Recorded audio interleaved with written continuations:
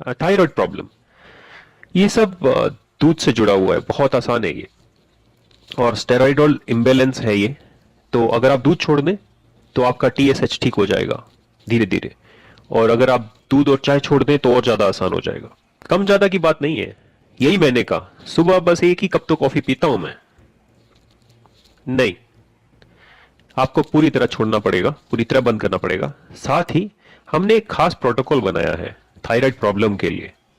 आपको little millet 3 दिन खानी है और बाकी 4 मिलेट एक एक दिन खानी है आपको। 3 दिन आप लिटिल मिलेट खाएं और बाकी 4 मिलेट एक एक दिन आप खाएं, और 7 दिन का साइकिल हो जाएगा। और मैंने तेल के बारे में कुछ ज्यादा बताया नहीं। कोकोनट, नारियल का तेल बहुत बढ़िया है, तो सुबह सुबह आप इसको ले सकते हैं। पर हमारा ब्रेन वॉश कर दिया गया कि तेल बढ़िया नहीं है, नारियल तेल में कोलेस्ट्रॉल होता है, ग्राउंड नट ऑयल अच्छा नहीं है, और ये सब लोग ऑलिव ऑयल खाना खाना चाहिए, यही बढ़िया है। ऑलिव ऑयल है क्या? सारा संसार ऑलिव ऑयल के पीछे पड़ा है, क्या बेवकूफी है ये। और ये सब व्यापार है, और कोई ऑलिव ऑयल नहीं है, ये सब डीजल मिनरल है जिसको भरते हैं और हमें ये यकीन दिलाते हैं कि ये सब प्योर सनफ्लावर ऑयल है, प्योर राइस ब्रान ऑयल है, ये है वो है। सही तेल कोई नहीं है। सही तेल क्या है?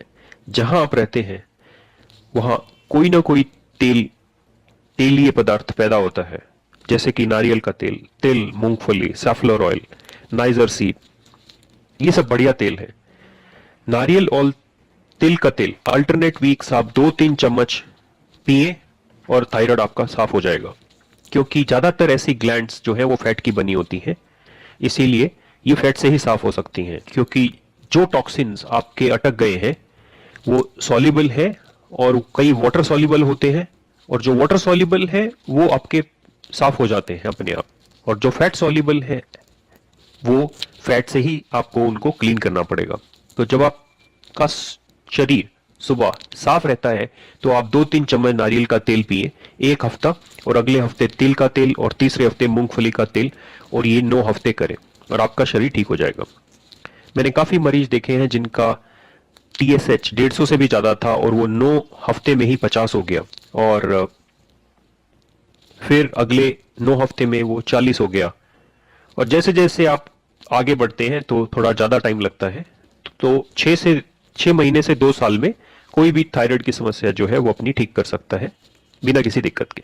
हाँ हाँ, थायरोक्सिन, अल्ट्रोक्सिन ही नहीं, कई तरह के मरीज, एसएलई, मल्टीपल स्क्लेरोसिस, सब स्टेरॉइड्स के आदी हो गए हैं, और स्टेरॉइड्स को शरीर से निकालना बहुत मुश्किल है। ये सहायता तो नहीं करते, पर आपको डी एडिक्ट करना बहुत ज्यादा मुश्किल है, क्योंकि सबको आदत हो जाती है। और आसान तरीका ये है कि आप 25-25% घटाएं। तो अगर आप 10 मिलीग्राम आइसलो ले रहे हैं, जो कि काफी आम दवा है किसी भी ऑटोइम्यून डिजीज की, तो आप 10 मिलीग्राम लेते हैं, 10 मिलीग्राम कल लेते हैं,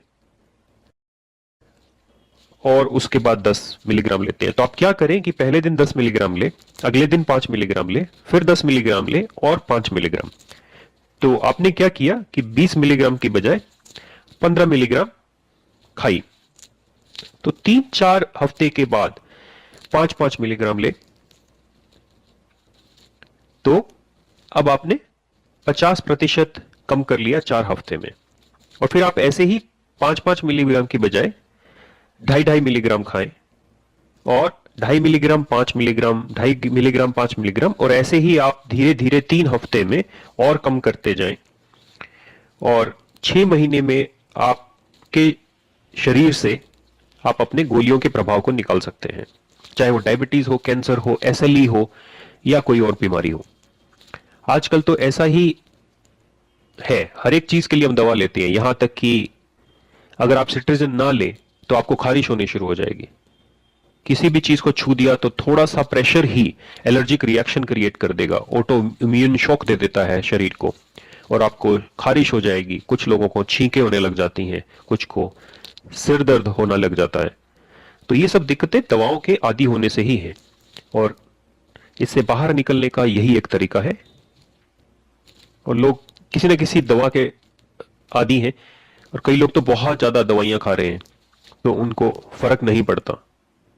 एक बार एक 16 साल की बच्ची के साथ हुआ, ब्लड कैंसर की मरीज थी वो।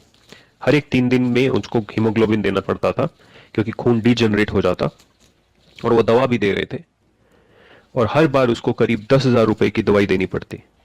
फिर उनके पैसे खत्म हो गए और उन्होंने सब कुछ देना बंद कर दिया उसको, और फिर उन्होंने ये तरीका अपनाया।